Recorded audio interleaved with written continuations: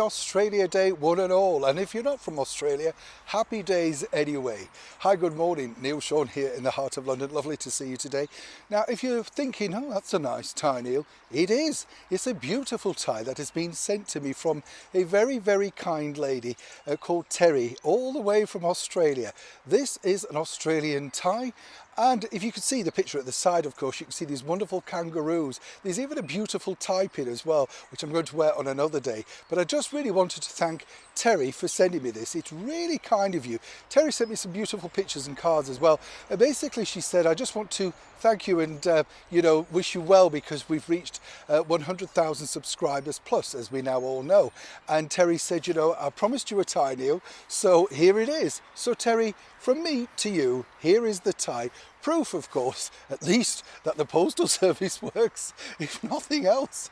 And it's nice, seriously, to wear it. And let me know in the comments below what you think to it. As I say, big fan of all things Australia. I don't know if you know this, by the way. I was lucky enough once to interview Lisa Goddard, and she starred, of course, as a child in that wonderful TV show, Skippy the Bush Kangaroo.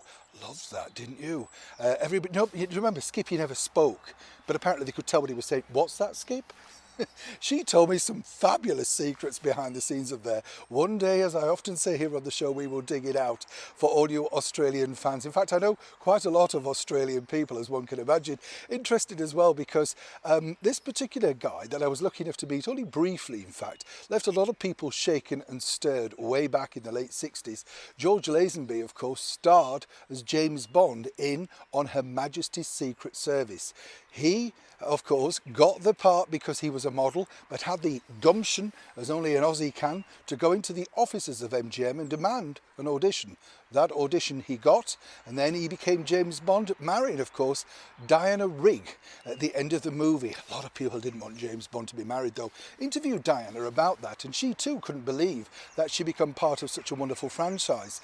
Diana was a wonderful actress, actually, a little bit spiky, but really kind, really sweet lady, And of course, for those of us who remember the reruns, a lot of people say, you remember a lot of things, Neil, like, Tab Hunter and Fabian. I'm not that old. I just love nostalgia, It's kind of like when you look back, you always think, that was a good period, that was a nice period.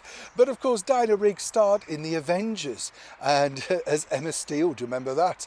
But back, of course, to George. Now, one person who told me that he felt George was badly treated by the Bond franchise was none other than another great Bond star himself, Sir Roger Moore. I was lucky enough to know Roger quite well. Lovely man. And he said, of course, because he took over from George after the 1969 movie, that he felt he should have been given at least one more opportunity to, cement his own stamp on the role. If you think about it, he's the only Bond that did one movie. But that's how brutal we were in the world of cinema back then. They had a problem, of course, because for George it was difficult, as he was taking over from none other than the original Bond himself, Sir Sean Connery. And he'd really made that sort of part his own, hadn't he? I mean, Dr. No from Russia with Love, Goldfinger, Thunderball, I mean, when you think about it. But Sean wanted to go because the bottom line was there wasn't enough money in it. So it was a double-edged sword for George. He was a lot cheaper, a lot younger, and of course, very debonair, very dynamic, and very good looking. Still with us, I'm thrilled to say as well. Still busy, still active, and of course, still very cheeky.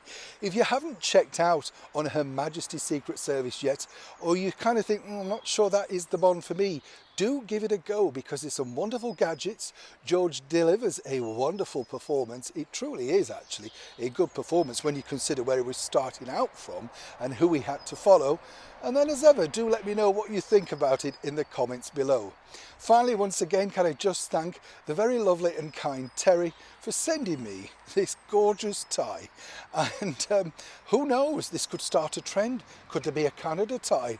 Could there be a Stars and Stripes? Oh goodness, I could have a top hat with Stars and Stripes on. Let's not go there. And thank you so much for watching. Neil Sean in the very heart of London.